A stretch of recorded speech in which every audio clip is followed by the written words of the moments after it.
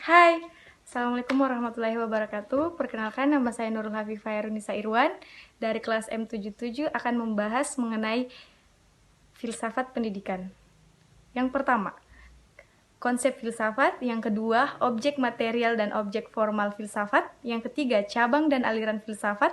Yang keempat, konsep filsafat pendidikan dan manusia sebagai insan pendidikan. Yang kelima, dasar filsafat pendidikan di Indonesia. Dan yang keenam, landasan filsafat pendidikan. Ketujuh, yaitu pandangan dan paham terhadap filsafat pendidikan. Baik, yang pertama kita akan membahas mengenai konsep filsafat pendidikan. Perlu kita ketahui bahwa filsafat pendidikan merupakan cabang filsafat yang berusaha untuk memahami pendidikan secara lebih mendalam, menafsirkan dengan menggunakan konsep-konsep umum yang dapat menjadi petunjuk atau arah bagi tujuan-tujuan dan kebijakan pendidikan. Filsafat dan pendidikan tidak dapat kita pisahkan karena filsafat mengandung hal-hal yang seharusnya dilakukan dalam praktik pendidikan. Demikian pula dengan praktik pendidikan dapat menjadi bahan pemikiran refleksi mengenai pendidikan. Adapun ruang lingkup filsafat pendidikan itu ialah semua aspek yang berhubungan dengan upaya manusia untuk mengerti dan memahami hakikat pendidikan itu sendiri, yang berhubungan dengan bagaimana pelaksanaan pendidikan yang baik dan bagaimana tujuan pendidikan itu dapat dicapai seperti apa yang kita cita-citakan. Nah, adapun manfaat belajar filsafat pendidikan lebih bersifat teoritis, bukan praktik teknis, yaitu agar para peserta didik atau mahasiswa seperti kita ini terbiasa untuk memahami persoalan hakiki pendidikan secara kritis, terbuka, dan reflektif. Yang kedua, objek formal dan objek material. Perlu kita ketahui bahwa objek merupakan pokok pembicaraan dan format adalah sudut pandang kita tentang material. Menurut Syafi'i 2004, sudut pandang dari mana objek menelaah materi tersebut. Material adalah suatu yang ada, merupakan hal-hal yang konkret seperti manusia, tumbuhan, batu, maupun suatu hal yang abstrak misalnya ide, kerohanian. Kedua objek ini berkesinambungan. Kita bisa mengambil contoh, batu adalah materialnya, sedangkan bagaimana sudut pandang kita adalah objek formal. Yang ketiga, kita akan membahas mengenai cabang filsafat dan alirannya. Cabang-cabang filsafat menurut Sigi Ghazalba 1973 mengemukakan bidang permasalahan filsafat terdiri atas 3. Yang pertama, metafisika. Kedua, teori pengetahuan atau epistemologi. Ketiga, filsafat nilai atau aksiologi. Nah, menurut Leos O. Katson 1987 membagi cabang-cabang filsafat menjadi 2 bagian besar, yaitu cabang filsafat yang memuat materi ajar tentang alat dan cabang filsafat yang memuat tentang isi atau bahan-bahan dan informasi. Cabang filsafat yang merupakan alat adalah logika, termasuk di dalam metodologi. Perlu kita ketahui bahwa logika membicarakan teknik-teknik untuk memperoleh kesimpulan dari suatu perangkat bahan tertentu. Logika dibagi dalam 2 cabang utama, yaitu logika deduktif dan logika induktif.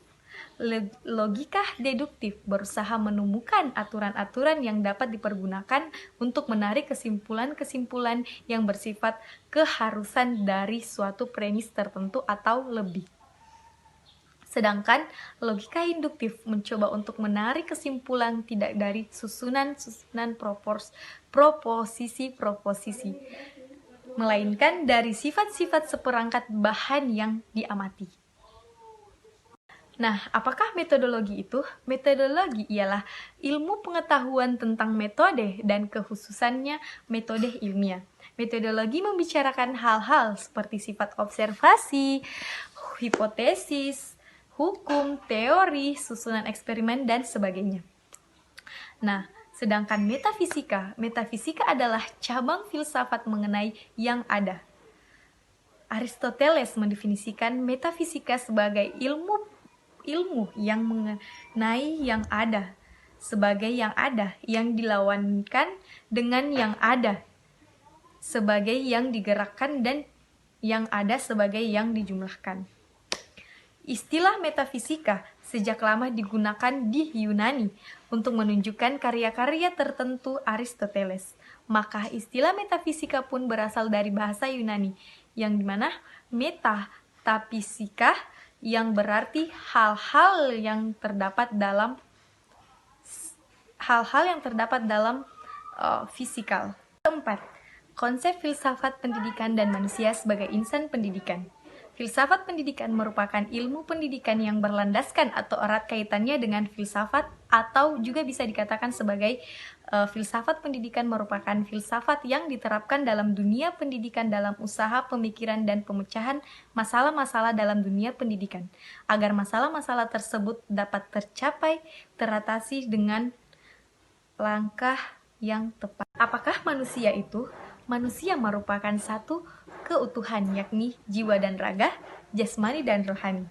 Nah, pertama, hakikat manusia adalah seperangkat gagasan dasar mengenai manusia serta makna eksistensi manusia di dunia.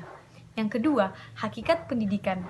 Hakikat pendidikan merupakan upaya alami untuk dapat mempertahankan keberlangsungan hidupnya. Ketiga, hubungan manusia dengan pendidikan dari sudut pandang filsafat.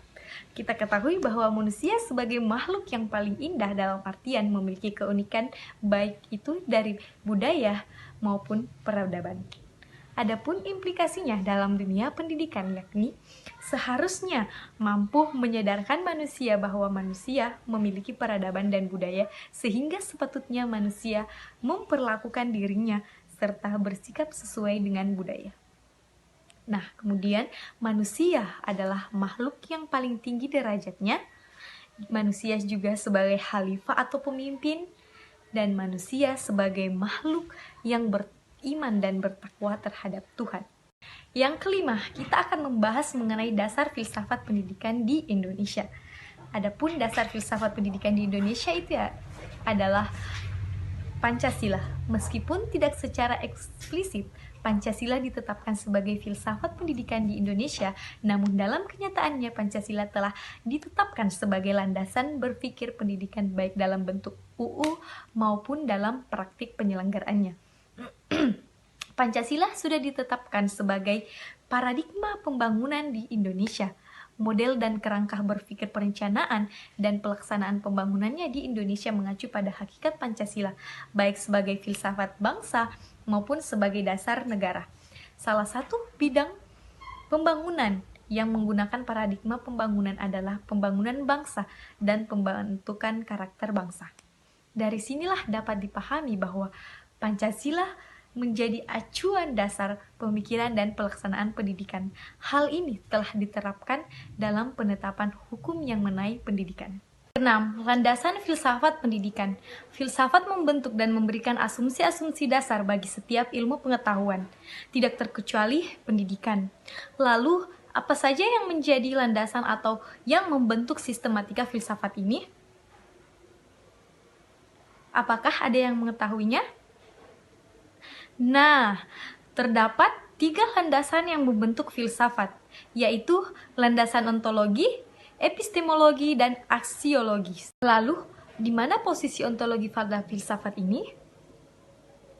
Nah, landasan ontologi memberikan dasar bagi pendidikan mengenai pemikiran tentang yang ada. Misalnya, pemikiran tentang Tuhan, manusia, dan alam semesta.